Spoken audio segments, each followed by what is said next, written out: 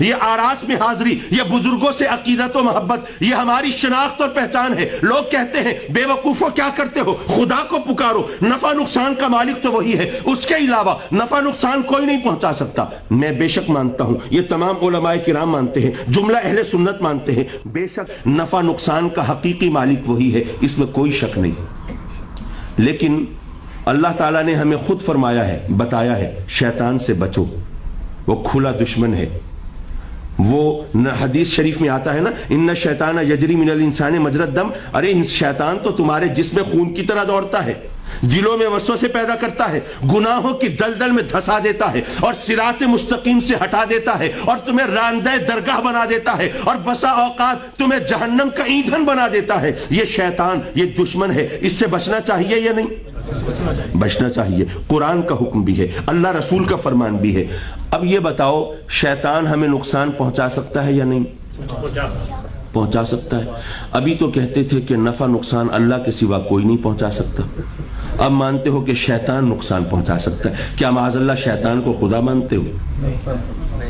Aloe حضرات مکرم، ویسے یہ موضوع تو ایسا ہے کہ بولنے کو جی بھی چاہتا ہے، اور آپ کی جو کنسنٹریشن ہے وہ یقیناً مجھے ارج بھی کر رہی ہے، ترغیب بھی دلا رہی ہے کہ میں کچھ بولوں، لیکن ان علماء کرام کے ہجوم میں مجھ جیسے مبتدی کا لب کشا ہونا یہ بہت بڑی جسارت اور آزمائش ہے، اور ظاہر ہے کہ آپ کو ایک سے ایک عالیشان خطاب یہاں پر سماعت کرنا ہے۔ میں وقت کے دامن میں گنجائش اپنے لیے بھی اور آپ کے لیے بھی کم پاتا ہوں، اس لیے صرف ایک بات کر کے میں آپ سے اجازت طلب کرتا ہوں۔ اے لوگو، یہ شیطان یہ خدا کا دوست ہے یا دشمن ہے؟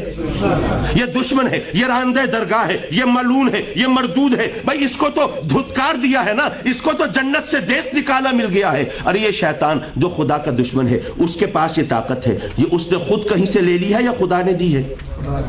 خدا نے دی ہے۔